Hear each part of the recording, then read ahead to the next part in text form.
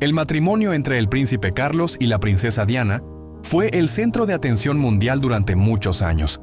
Desde su fastuosa boda en 1981 hasta el colapso de su relación, aunque comenzó como un cuento de hadas, detrás del brillo se escondía una tragedia amorosa llena de traición y dolor. Su relación se convirtió en el foco del escrutinio público, con lágrimas y heridas que perduraron durante sus años juntos. Finalmente, en 1996, el matrimonio terminó en un divorcio impactante, sembrando dudas sobre el futuro de la monarquía. Pero, ¿qué sucedió realmente entre ellos? ¿Fue Diana la única que sufrió en este matrimonio? Ahora que el príncipe Carlos ha cumplido 76 años, ha decidido romper su silencio. Sus confesiones están sacudiendo a la opinión pública y podrían cambiar por completo nuestra visión de esta historia. Descubramos los secretos nunca antes revelados. El primer encuentro entre Diana y Carlos tuvo lugar en 1977, cuando Diana tenía solo 16 años y Carlos 29. En ese momento, el príncipe visitó Althorp, la residencia de Diana, como invitado de su hermana, Sara. A pesar de su juventud, Diana quedó profundamente impresionada por la presencia del príncipe. Ella recordó: «Oh, Dios mío, qué hombre». Para Carlos, la frescura y la energía desbordante de Diana lo cautivaron. Sin embargo, no se volvieron a ver hasta julio de 1980, cuando se encontraron por casualidad en otra circunstancia. En ese momento, Carlos aún no había superado la gran pérdida de su querido tío, Lord Mountbatten, quien fue asesinado el año anterior. Mountbatten le había aconsejado a Carlos que disfrutara de su juventud antes de casarse con una esposa obediente.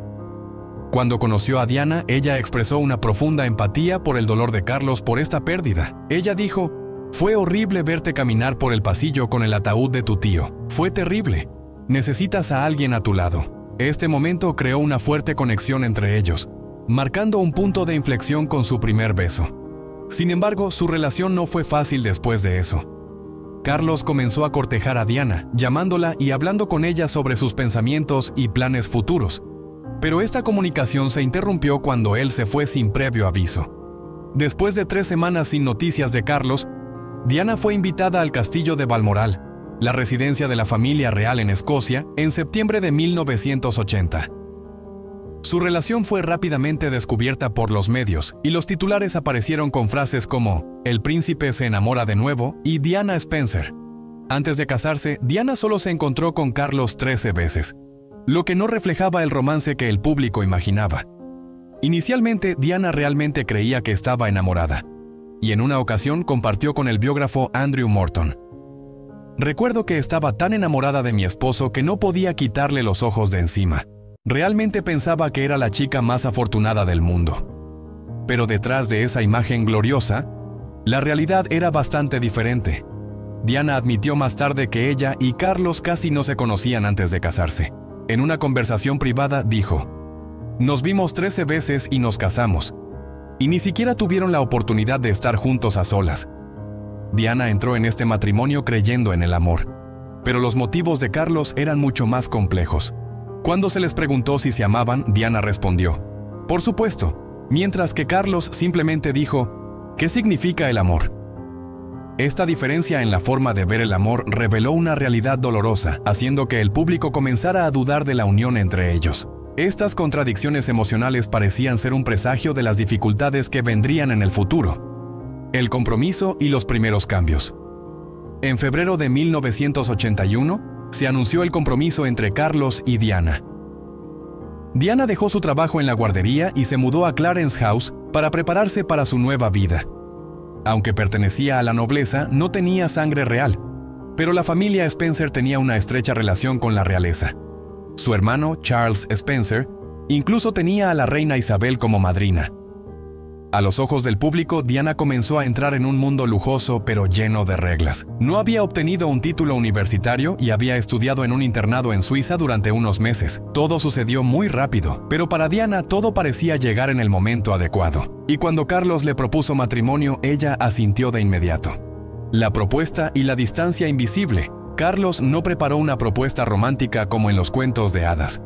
En una entrevista recordó que se estaba preparando para ir a Australia con su madre, y pensó: Debería proponerle matrimonio ahora, para que tenga tiempo de pensarlo. Pero Diana no necesitó dudar. Respondió, sí, sin vacilar. Para Carlos, ella era una opción razonable, joven, obediente y adecuada para las expectativas reales. Sin embargo, todavía eran muy desconocidos el uno para el otro. Nunca tuvieron la oportunidad de conocerse profundamente. El futuro matrimonio, que parecía sólido, comenzó sobre una base frágil: el anillo y las cosas no dichas.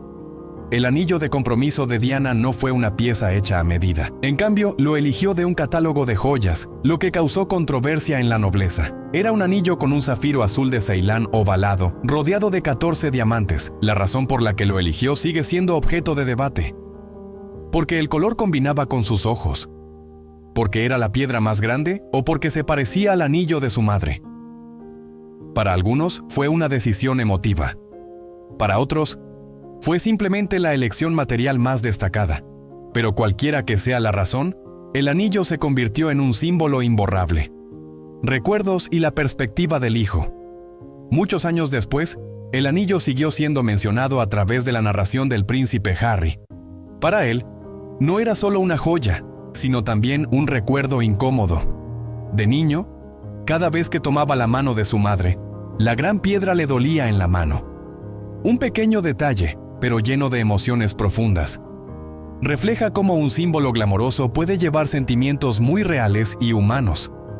El anillo, con todos sus mitos, no es solo una joya, es parte de una historia compleja, de múltiples capas y nunca completa. El día de la boda real, una sinfonía gloriosa. El 29 de julio de 1981. El mundo se detuvo para presenciar la boda del príncipe Carlos y Lady Diana Spencer. La Catedral de San Pablo, elegida por su gran capacidad, resonó con un coro solemne entre miles de pares de ojos atentos. Diana salió del carruaje, sola, con un velo tan largo que su padre apenas podía sentarse a su lado. El vestido de novia fue una obra maestra de romanticismo, combinando tradición y audacia. Una herradura de la suerte escondida en su interior, una cola de 8 metros de largo, la más larga jamás vista en una boda real. Diana caminó como un símbolo viviente, pero detrás del brillo había cansancio, tensión y un corazón no del todo tranquilo. Pequeños detalles que crean la leyenda. Antes de la boda, Diana había perdido 13 centímetros de cintura debido a la presión, lo que obligó a los diseñadores a ajustar el vestido con urgencia. En su cabeza llevaba la tiara Spencer, su joya favorita, no tan pesada como las tiaras reales. Diana, que medía lo mismo que Carlos, eligió usar zapatos planos para evitar superarlo en altura. Un pequeño detalle que decía mucho. Su vestido de novia con 10.000 perlas, mangas abullonadas y corsé ajustado, se convirtió de inmediato en una tendencia mundial. Sin embargo, no todos quedaron impresionados. Algunos pensaron que tenía demasiado vestido, poca princesa. A pesar de todo, el vestido se convirtió en un símbolo, no solo de la moda, sino de una época llena de aspiraciones e ilusiones. Los momentos imperfectos de un día perfecto. Diana omitió la palabra obedecer en sus votos, un movimiento audaz sin precedentes para una novia real. Pero también se equivocó con el nombre de su esposo, llamándolo Philip Charles en lugar de Carlos Philip. Carlos también cometió un error diciendo tus pertenencias en lugar de mis pertenencias, un desliz que nadie esperaba. Y luego, el primer beso que el mundo esperaba no llegó al altar. Lo reservaron para el balcón del Palacio de Buckingham, ante 4.000 personas presentes y millones de espectadores en la pantalla pequeña. Ese momento se convirtió en una nueva tradición real, con la belleza de un cuento de hadas que todos soñaban. Pero entre esos rituales, el corazón aún podía perderse, y los pequeños errores llevaban un significado mayor de lo que se pensaba. El final de un comienzo. El ramo de novia de Diana, hecho completamente con flores cultivadas en Inglaterra, fue un detalle delicado y simbólico. Después de la ceremonia, Diana describió sus sentimientos con 3 palabras: maravilloso, mágico, celestial. Pero el temblor de sus rodillas al entrar en la catedral contaba otra historia, de ansiedad, de incertidumbre sobre el futuro. Esa noche, mientras el mundo celebraba, Carlos lloró. Sabía en lo profundo de su ser que no amaba a Diana como ella necesitaba. Esperaba, como su abuela, la reina madre Isabel, aprender a amar. Pero Diana estaba sola en medio del sueño de cuento de hadas. Y esa boda gloriosa, en realidad, fue solo el comienzo de una historia triste que se prolongó durante muchos años. Los primeros signos de rebeldía de Diana. Desde el principio, el matrimonio entre Diana y Carlos parecía llevar en sí las semillas del fracaso. El corazón de Carlos nunca perteneció realmente a Diana. Desde hacía mucho tiempo estaba reservado para Camilla Parker Bowles, la mujer que amaba desde principios de los años 70. Aunque Camilla se casó con Andrew Parker Bowles en 1973, Carlos mantuvo una relación sentimental con ella, como dijo el periodista Jonathan Dimbleby. Le entregó su corazón casi de inmediato. Para Carlos, el matrimonio con Diana tenía más que ver con la responsabilidad y el deber real que con una unión por amor. Diana pronto se dio cuenta de esto, y su corazón comenzó a resquebrajarse antes de que comenzara la ceremonia. Cuando descubrió el brazalete que Carlos había hecho para Camilla, grabado con F y G para Fred y Gladys, sus apodos cariñosos, no solo se sintió herida, sino que también comprendió su verdadero lugar en su vida. Durante la luna de miel, descubrir que Carlos todavía usaba los gemelos que Camilla le había regalado, solo hizo que la verdad fuera aún más cruel. Grietas más profundas. Cuando estaba embarazada del príncipe William, Diana cayó en la desesperación. Un día en Balmoral, en un ataque de angustia, se arrojó por las escaleras. Aunque instintivamente protegió su vientre para no perder al bebé, ese acto fue un grito de desesperación. Carlos, en lugar de consolarla, simplemente se fue fríamente a montar a caballo. Ni un abrazo, ni una palabra de consuelo, solo una distancia cada vez mayor entre dos personas consideradas la pareja real perfecta. El punto culminante de su rebelión espiritual llegó en 1989, en una fiesta de cumpleaños. Diana se enfrentó directamente a Camilla. «Sé lo que está pasando entre tú y Carlos», dijo con franqueza. La respuesta de Camilla: «¿Tienes todo lo que quieres? ¿Qué más quieres?», solo hizo que Diana se sintiera más herida. Ella respondió simplemente, pero con mucho peso: «Quiero a mi esposo». Detrás de la sonrisa de la princesa, bajo los flashes y la admiración del público, Diana seguía radiante, pero por dentro era una mujer que se derrumbaba. Su primer periodo de maternidad fue una experiencia dolorosa y aislada. Sufrió depresión posparto, algo que en ese momento, especialmente en la realeza, se consideraba un tabú. «Te despiertas y no quieres levantarte de la cama», recordó Diana. «Sientes que nadie te entiende». Pero en lugar de recibir apoyo, Diana fue etiquetada como inestable, con problemas psicológicos, etiquetas que la siguieron durante muchos años. En su soledad, se autolesionaba, cortándose los brazos y las piernas, como una forma de escapar del dolor emocional indescriptible. «Solo quería estar mejor para poder seguir viviendo como madre, esposa, princesa», dijo. El ego se desmorona gradualmente. Diana desarrolló un trastorno alimentario, una respuesta física y emocional a la presión. Según el biógrafo Andrew Morton, el trastorno comenzó a arraigarse durante la luna de miel después de un comentario aparentemente inofensivo de Carlos. «Estás un poco gordita, cariño». Pero para Diana ese fue el comienzo de su ruptura. No solo perdió la fe en el amor, sino que también comenzó a perderse a sí misma. Ese matrimonio no fue solo una unión incompleta, fue un viaje en el que una joven fue sumergida entre las expectativas reales, los ojos del mundo y la falta de amor de la persona que más necesitaba. La rebeldía inicial de Diana no fue un arrebato. Fue el grito silencioso de alguien que luchaba por sobrevivir en un cuento de hadas que no era para ella. Presión de los medios. Incluso los matrimonios más sólidos pueden tambalearse bajo el peso de los flashes y las lentes de las cámaras. Y para Diana, el escrutinio de los medios se convirtió en una carga insoportable. Como futuro rey y reina, Carlos y Diana nunca pudieron vivir en paz como parejas normales. Pero mientras Carlos mantenía cierta privacidad, Diana era el centro de todos los titulares. «Cuando nos comprometimos, me dijeron que los medios se calmarían. Luego, después de la boda, me dijeron lo mismo», recordó Diana. Pero no, aparecía en la portada casi todos los días. Fue una experiencia muy aislante. Todo sobre ella, desde su ropa y peinado hasta cada palabra, fue analizado y evaluado. No era solo una princesa, sino un símbolo público que no tenía derecho a estar cansada, débil o triste. Esta atención injusta la hizo sentir como si llevara todo un reino sobre sus hombros, sola. Yo era la que siempre estaba al frente, mientras que lo que queríamos recibir era apoyo para nuestro trabajo.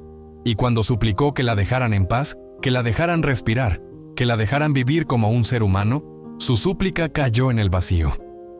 Hasta el final de su vida, Diana no pudo escapar de la cámara que seguía cada uno de sus pasos. Pérdida de confianza. Mientras los medios seguían pintando la imagen de una familia real modelo, por dentro, el matrimonio entre Diana y Carlos se había desmoronado. Cuando Carlos reanudó su relación con Camilla Parker Bowles, el matrimonio, al menos a sus ojos, ya no tenía remedio. Declaró a la prensa que había sido fiel hasta que el matrimonio se derrumbó por completo. Pero la evidencia, especialmente la grabación de una conversación íntima entre él y Camilla, contaba una historia diferente. Para Diana fue como una puñalada en el corazón. Había escuchado al menos una de esas conversaciones, y su reacción se convirtió en una declaración icónica. Éramos 3 en este matrimonio, así que estaba un poco lleno. Cuando se enfrentó a su esposo, Carlos no lo negó. Se dice que respondió con frialdad: me niego a ser el único príncipe de Gales que nunca tuvo una amante. Esa justificación mostró que la distancia entre ellos ya no era solo emocional, sino también de puntos de vista sobre la vida. Pero Diana tampoco era completamente inocente en este matrimonio fallido. Encontró consuelo en su amistad con el guardaespaldas Barry Manaki, y luego en una relación profunda que duró 5 años con James Hewitt, el entrenador de equitación de sus hijos. Sin embargo, aunque los rumores decían que Hewitt era el padre biológico del príncipe Harry, la línea de tiempo muestra que eso es imposible. Harry nació 2 años antes de que comenzara esta relación. Ruptura y liberación. Aunque estaban separados, ambos mantuvieron sus roles públicos al principio, pero el cuento de hadas que representaban ya no tenía remedio. La reina Isabel II, por el bien de la monarquía, se vio obligada a intervenir.